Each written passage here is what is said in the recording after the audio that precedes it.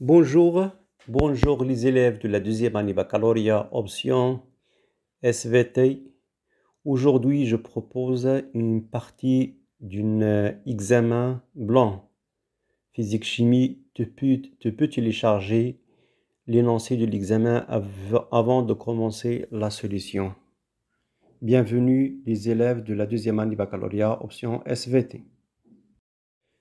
Je commence la partie de chimie. Tout d'abord, la partie 1, c'est l'acide benzoïque. La partie 1, c'est l'acide benzoïque. Un chimiste a préparé au laboratoire une quantité de cristaux d'acide benzoïque de formule chimique C6H5COOH de masse M0 est égal à 244 grammes. Après l'avoir dissous totalement dans l'eau distillée, il a obtenu une solution aqueuse S0 de volume V0 est égal à 100 ml et de pH est égal à 2,95.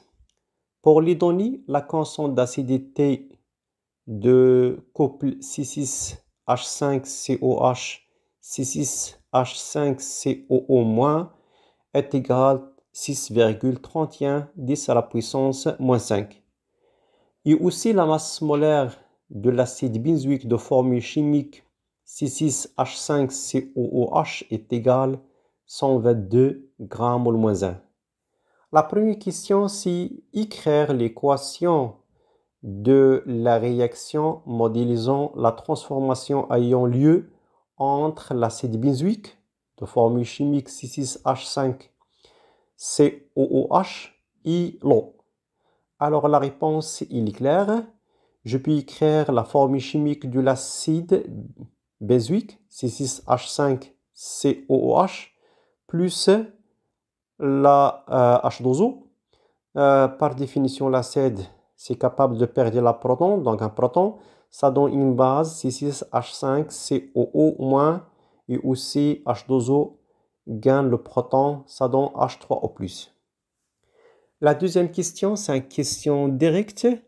Calcule la valeur de pKa de couple C6H5COOH C6H5COO-.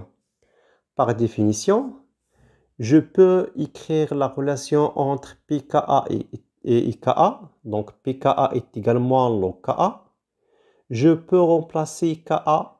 Il existe dans les données, donc fais l'application numérique. Donc pKa est également log 6,31 10 à la puissance moins 5. Je calcule par une calculatrice scientifique. Je trouve que pKa est égal à 4,20 100 unités. Qui concerne la question 3, c'est déterminer en justifiant votre réponse l'espèce de couple C6H5COOH C6H5COO- qui prédomine dans la solution S0. C'est-à-dire, on va chercher le prédominant entre l'acide et la base. Alors, un petit rappel sur la relation qui est reliée entre la pH et pKa.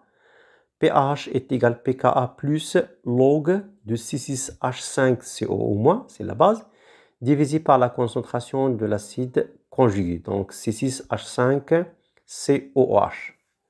On s'intéresse du calcul de rapport, donc log de C6H5COO- divisé par la concentration C6H5COOH est égal à pH moins pKa. Alors, pour éliminer log, j'utilise 10 à la puissance. Donc, 10 à la puissance log de le rapport de la base sur l'acide. C'est le rapport de la base sur l'acide est égal à 10 à la puissance pH moins pK. D'après le résultat précédent, donc pKa déjà calculé est égal à 4,20. pH déjà donné est égal à 2,95. Donc le rapport de la base sur l'acide est égal à 10 à la puissance 2,95 moins 4,2, donc est égal à 0,056. C'est le rapport de la base sur l'acide. Si je calcule le rapport de la base sur l'acide, est égal à 17,78. Donc on constate que la concentration de l'acide C6H5COOH est égale presque 18 fois la concentration de la base. Donc finalement, on peut constater que la concentration de l'acide est très inférieure par rapport à la concentration de la base. Donc finalement, l'espèce prédominante de la solution S0, c'est l'acide de formule chimique C6H5COH. Chers mes élèves, la quatrième question, pour connaître la valeur de la masse M d'acide pur en présence de le cristaux préparé, le chimiste a dosé le volume VA 10 ml de la solution S0 par une solution aqueuse et hydroxyde de sodium de formule chimique Na++ H- de concentration molaire Cb est égal à 10 à la puissance moins 2 mol moins 1. Le volume ajouté à l'équivalence est Vb équivalent est égal à 18 ml. La première question, c'est 4.1. Écrire l'équation de la réaction qui se produit entre l'acide benzoïque de formule chimique C6H5COH et les ions hydroxyde H-, et sachant que cette réaction est considérée comme totale. Donc la réponse, c'est l'acide de formule chimique C6H5COOH plus la base H-, une seule flèche, c'est une réaction totale. Ça donne la base conjuguée de l'acide, donc C6H5CO- plus H2O. C'est une réaction totale entre l'acide et la base. La deuxième question, c'est 4.2. Calcule la valeur de la concentration molaire Ca de la solution S0 préparée. Donc, à l'état d'équivalence, je peux écrire Ca fois Va est égal à Cb fois Vb équivalent. Nous, on s'intéresse à déterminer la concentration de Ca est égal au rapport Cb fois Vb équivalent divisé par Va. Je remplace d'après les données. Cb, c'est 10-2 mol moins 1, c'est en haut. Le volume de Vb équivalent, si le point d'équivalence c'est 18 ml, je le convertis en litres. Divisé par le volume A, c'est 10 ml, aussi je convertis en litres. Donc finalement, la concentration Ca est égale à 1,8 fois 10 à la puissance moins 2 mol moins 1. Chers mes élèves, toujours un enchaînement de questions, c'est 4.3. En déduire la valeur de la masse M d'acide benzoïque pur présent dans la solution S0 du volume V0. Donc, par définition, la concentration Ca, c'est la quantité de matière, divisée par le volume. Donc, Ca est égal à N de l'acide sur Va.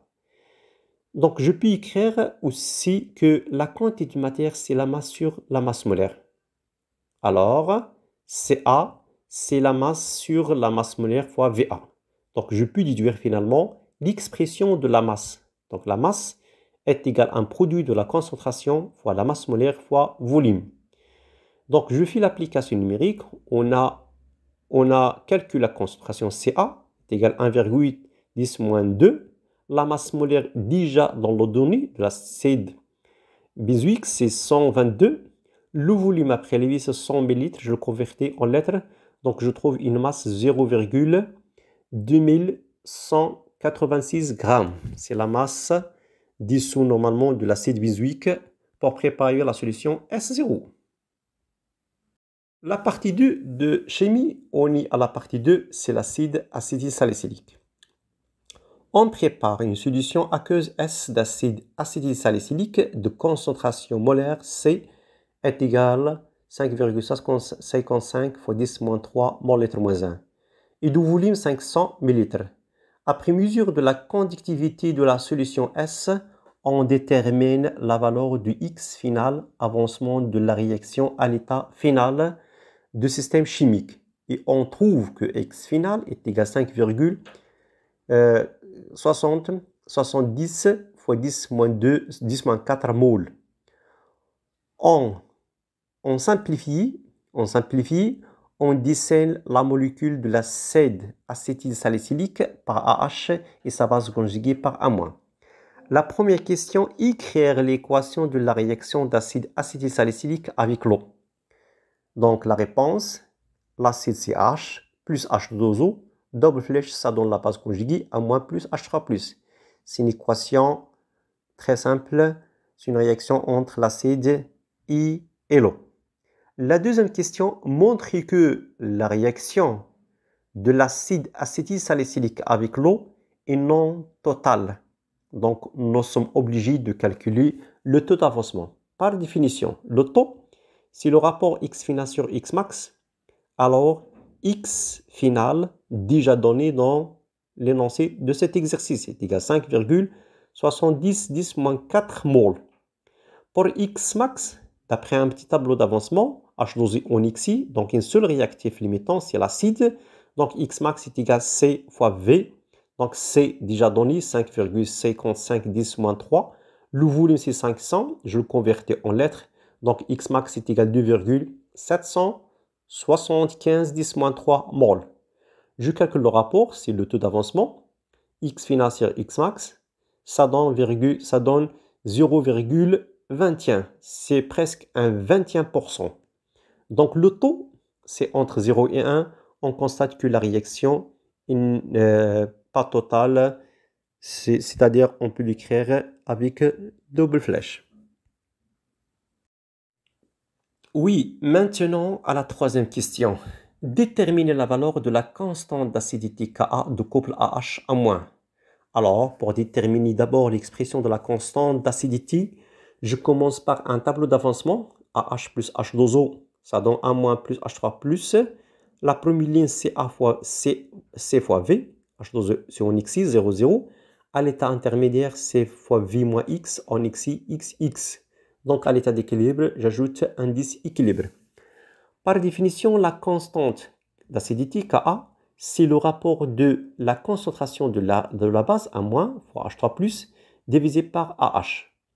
J'utilise le tableau d'avancement, on constate que la concentration de la base A- est égale à la concentration de H3+, à l'état d'équilibre est égal à X équilibre divisé par V. Et aussi la concentration de l'acide AH est égale au rapport CV moins X équilibre divisé par V. Je peux simplifier, je trouve que C moins X équilibre divisé par V. Alors, je remplace dans l'expression de la constante d'acidité. Donc, H3+ au carré, c'est X équilibre divisé par V au carré, divisé par C moins V. C'est un rapport. Donc, à l'aide d'une calculatrice scientifique, je remplace X équilibre et le volume. Donc, je trouve que la constante d'acidité Ka est égale à 2,95 10-4, 100 unités. Maintenant, je passe directement à un autre chapitre de la physique, c'est les ondes. Donc, les ondes mécaniques.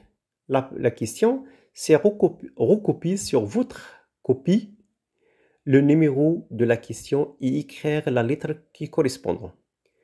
La première, c'est les ondes ultrasonores sont des ondes longitudinales. Donc, c'est une réponse oui, car normalement, la direction et le sens de propagation sont parallèles.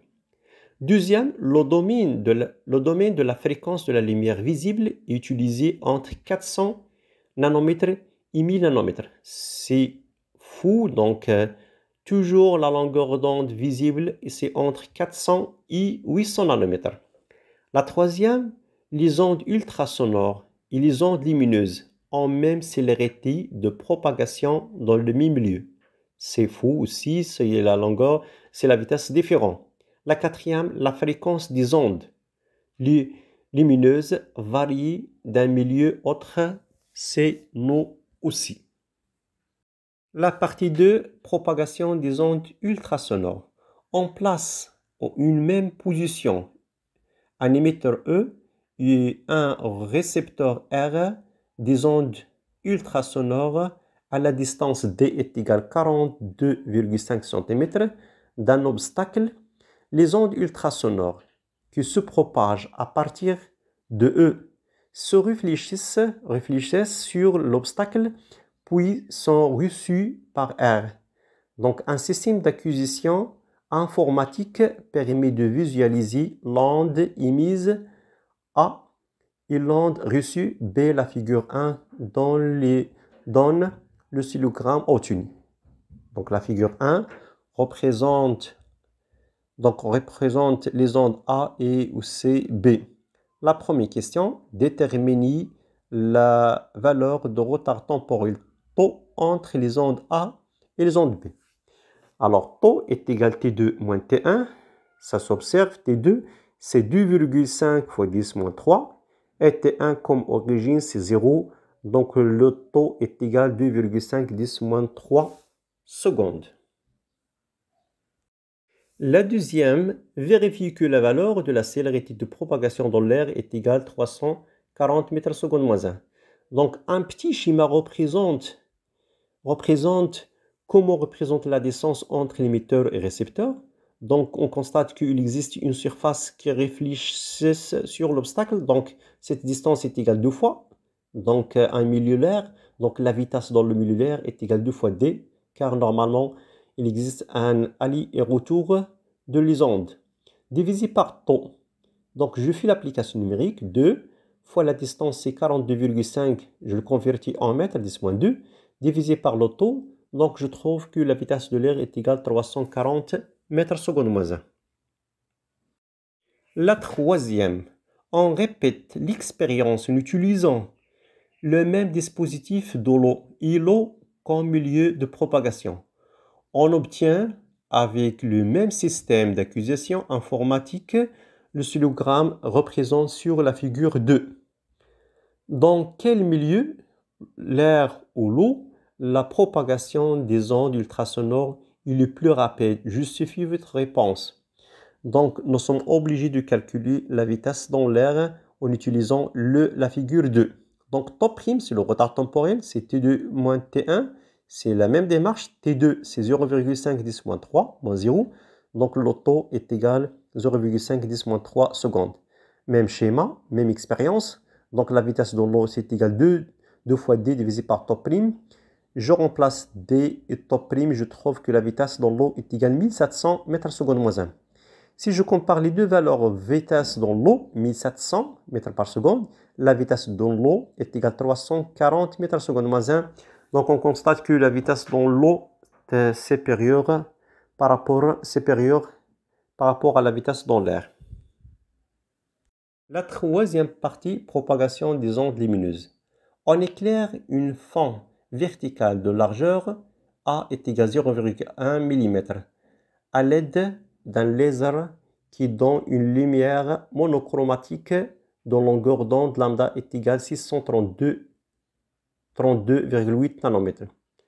On observe sur un écran placé à la distance d de la fente des taches lumineuses mettant en évidence le phénomène diffraction. La largeur de la tache centrale s'exprime par L est égale à 2 lambda fois d. 2 lambda fois d divisé par petit a.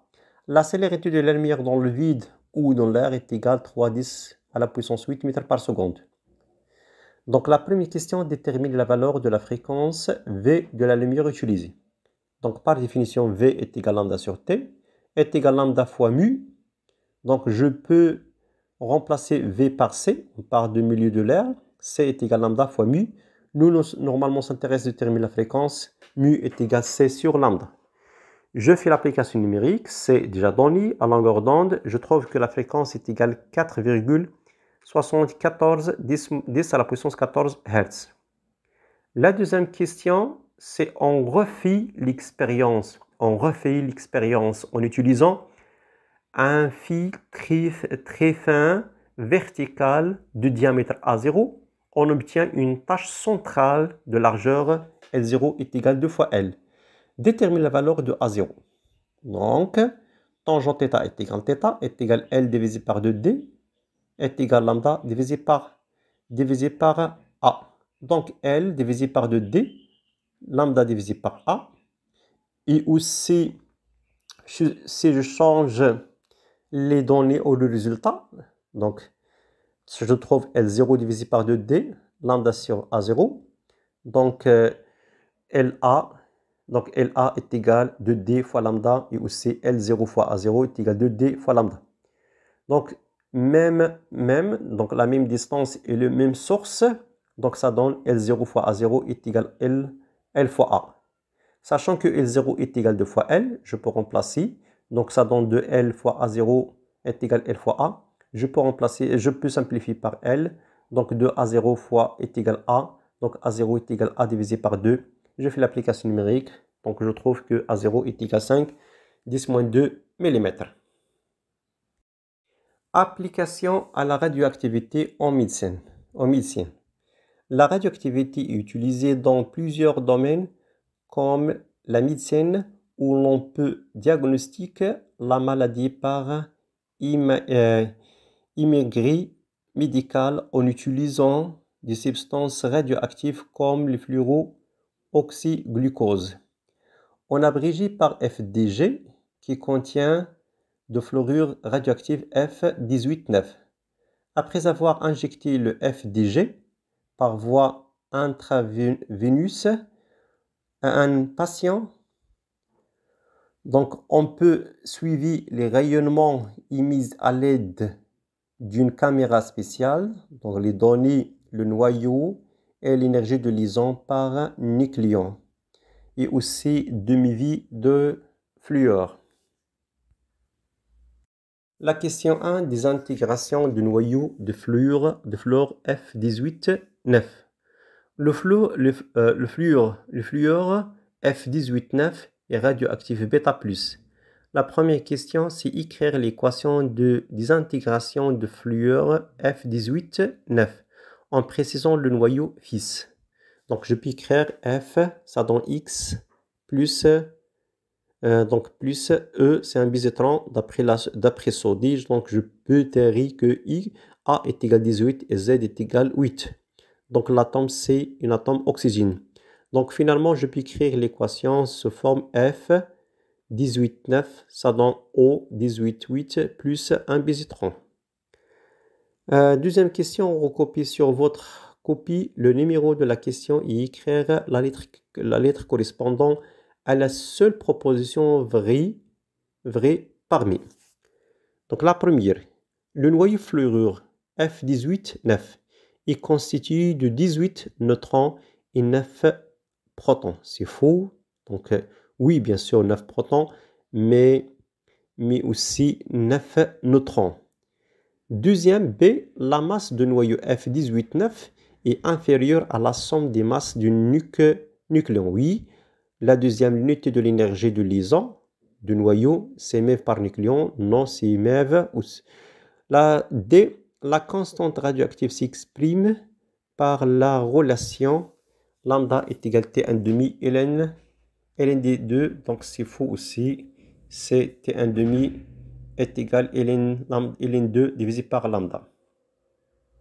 La dernière question, c'est déterminer en justifiant votre réponse le noyau le plus stable parmi les trois. Donc, on compare l'énergie de liaison par nucléon. Le plus grand, c'est le plus stable. Donc, d'après la comparaison, je trouve que l'énergie de liaison par nucléon de l'atome oxygène, c'est le plus grand. Donc, le noyau le plus stable, c'est O18,8.